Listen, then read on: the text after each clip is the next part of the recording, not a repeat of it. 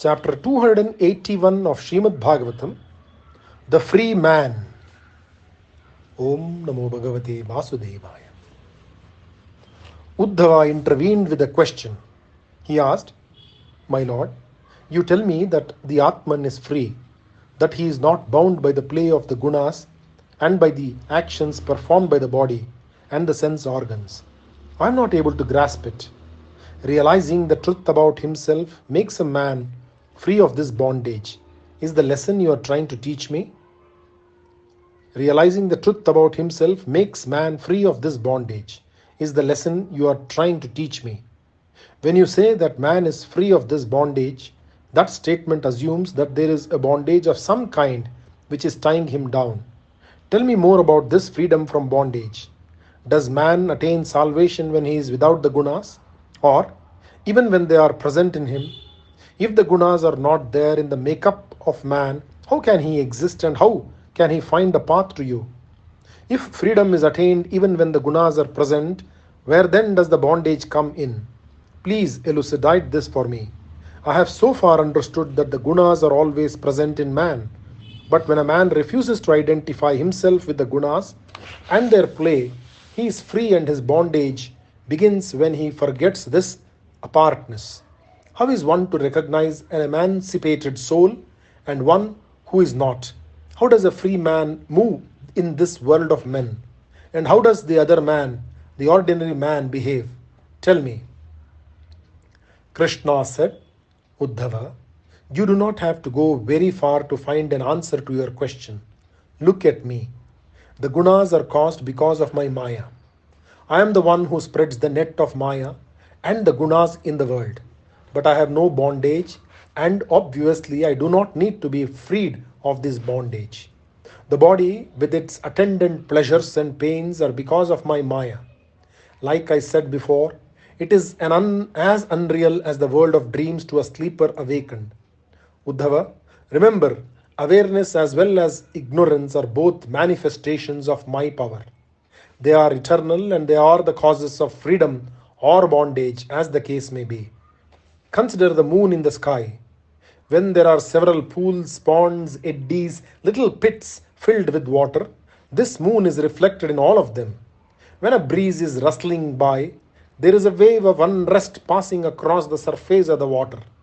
The reflected moon trembles, and this trembling is apparent only in the reflected moon and not in the moon who is shining in the sky, serene and resplendent. Even so, the play of the gunas and the indriyas cause the Atman in you to allow itself to be moved by them. I will explain again. The sun is reflected in several pots, pots of different shapes and different sizes. And the same sun is reflected in all of them, filled as they are with water. But then, the moment one of them breaks and loses its identity, namely a large pot, a small pot, and so on, the image vanishes and becomes one with the sun above. This oneness happens when and only when the pot breaks. Even so, when man realizes that the feeling of I is false, the truth dawns on him immediately and there is no more bondage for him. I will give you another analogy.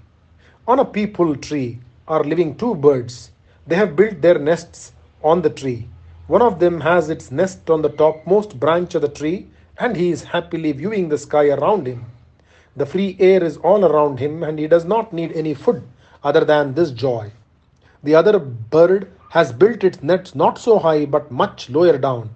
He hunts for his food all day and long, and all around him is found nothing but the shadow cast by the tree. The two birds have been greatly attached to each other. They had been like twins, each being the alter ego of the other. But the difference between the two has now sprung up because of the involvement of the one with its surroundings. The Vedantins compare the free bird to the emancipated soul and the other bird to the man caught in the web of Maya. The bird on the topmost branch does not find any difference between himself and the other birds, but the other bird considers himself to be unhappy, that he is suffering and that he is different from his one-time friend. The ignorant man who does not know this, that his Atman is the same as the Brahman, is suffering from bondage, and the one who has realized this truth is considered to be free. When a man wakes up from sleep, he often remembers the dreams very vividly, but he is conscious that it was all unreal and that it was just an illusion conjured up by the mind during sleep. He does not suffer the pangs of hunger because he was a beggar in the dream, nor does he walk about with ignorance and pride since he was king in his dream. The ignorant man, the man suffering from bondage, is comparable to the man who is still dreaming.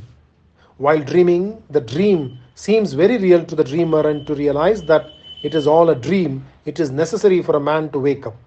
Even so, man should wake up to the reality of the Brahman. Then he will not be bound even though he walks about among the objects of the world. They do not move him or bind him down since he knows that he is the Brahman and these are but illusory objects. The man who has learned detachment can move in the world littered with the sense objects and yet be free from them since they can hold no sway over him. He will realize that action wedded to the gunas, makes a man a slave, and so the really free man will be unattached even to small details like food, bathing, clothes, and similar things. He will be indifferent to all of them. His behavior, where his life is concerned, where his senses are concerned, where his power of thinking is concerned, will all have no end in view, and so, even when he is living and moving with the others in the world of men, he will be free. If he is hurt bodily, he will not mind it, nor will he be elated when someone praises him. He will not praise or flatter those who do him good or speak well of him, nor will he condemn those who talk ill of him and who act wrongly. He will not be interested in doing either good or evil, since both of them look the same to him. His speech will have neither of these, and hence he will be considered to be stupid. But that will not in any way affect him. The Upanishads are defined as the Brahman captured by sound. I have seen men who have known the entire storehouse of the Upanishads, who are able to repeat it word for word, and who have still not been able to realize the Paramatman described therein. They are like cows which are incapable of yielding milk. Uddhava, let me assure you, in the later times, a man with a cow which cannot give milk, or a wife who does not love him, a body which is a constant source of different types of pains and aches, a son who is of no use to his father, or wealth which is not given to the deserving, all these or any one of these will make him heir to nothing but suffering on top of suffering. A man's wealth of learning may be immense, but it is not enough if it is just an accumulation of the learning of the Vedas and the Shastras without being leavened by the stories of me and my avatars. Uddhava, I know that it is not easy to devote one's mind completely to me and to thoughts of me. Such a man can do karma yoga, meaning let him perform actions in the world, but let him not at any time desire the fruits of these actions. He should not expect rewards for his efforts. Let him act like this in the world of men, and let him think of me as often as he can, and he will soon become my bhakta, and he will reach me. Om Namo Bhagavate Vasudevaya. Shri Krishnar Pranamast. Chapter 282 of Shrimadbhagavatam, Bhakti, a definition. Om Namo Bhagavate Vasudevaya. Uddhava asked Krishna, Krishna, tell me what bhakti is. Tell me which type of a sadhu is dear to you. I know that rishis like Narada are dear to you. What are the qualities which are predominant in the mental makeup of a bhakta? With a slight smile, Krishna said, the man who is dear to me is sure to have 7 qualities in him. To me, the most important of all of them is compassion. Man should be full of compassion for the sufferings of others. He should not betray anyone's faith in him. He should be patient, truthful at any cost, and without envy for anyone. He should be neither elated when happiness comes his way, nor should he be sunk in the depths of despondency when suffering visits him. He should help others as much as is possible for him. His senses should never carry him away from the path he has set for himself. His heart should be ready to melt at the sight of pain in others. On the other hand, when troubles visit him, he should be firm and unmoved. He should be clean in the sense that his principles should be blameless. He should have no desires, and naturally, he should never think of doing anything with a desire for reward. He should not overreact, and his mind should ever be placid. Equanimity is essential in my bhakta. He should perform his duties and other tasks without any lapse, but his mind should ever be trained on me. Unruffled at all times, he should not let the different agitations of the mind or even calamities trouble his mental peace. Hunger and thirst, sadness and gladness, old age and death, these six should not appear fearful to him. He should never expect praise or honor from others, but then he should not fail in his duty, that of paying respect to others. If he finds anyone genuinely interested in learning something from him, he should on no account withhold that knowledge.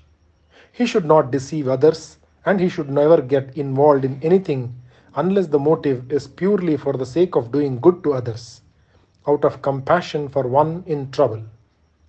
When he is engaged in worshipping me, endowed as he is already with these qualities I have enumerated, he will in course of time be like Narada and the others and will not have to perform even his daily duties. He can spend all his time thinking on me.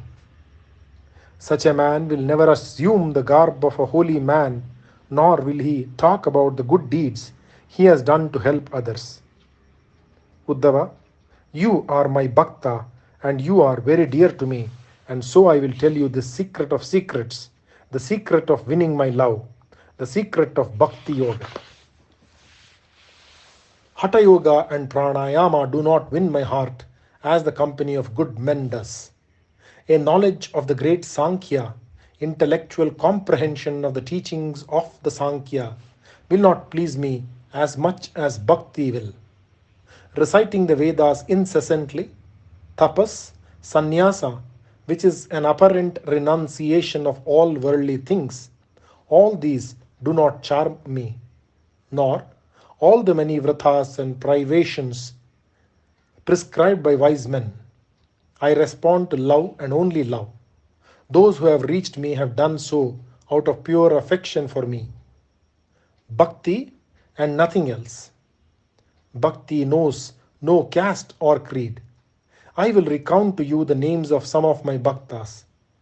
Vritra, Prahalada, Bali, Banasura, Maya, Vibhishana, Sugriva, Hanuman, Jambavan, Gajendra the elephant, Jatayu the eagle, Tuladhara, Dharma Vyadha, Trivakra the hunchback, the gopis in Vrindavana, the Yagnapatnis and several others have reached me with the power of their devotion to me.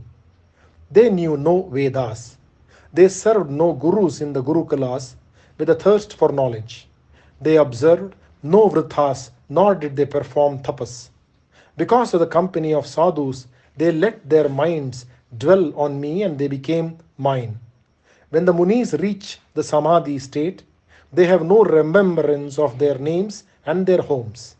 Even so, the gopis remembered nothing except the time they spent with me when I was in their midst, and they will reach me in the end. Their way of worship was to desire me physically and in reality. This seeming unfaithfulness to their men was not in any way different from the bhakti anyone has for me. Uddhava, you should therefore abandon all thoughts of performing tapas. Do not waste time in considering the duties you have to perform, the grihastha life you have been leading, the sannyasa which you think you have to adopt, and the many other small duties prescribed by the Vedas. Do not worry about any of them. Pray to me, set your mind on me, and try to find refuge at my feet. You will reach me. Om Namo Bhagavate Vasudevaya. Shri Krishnarpanamast.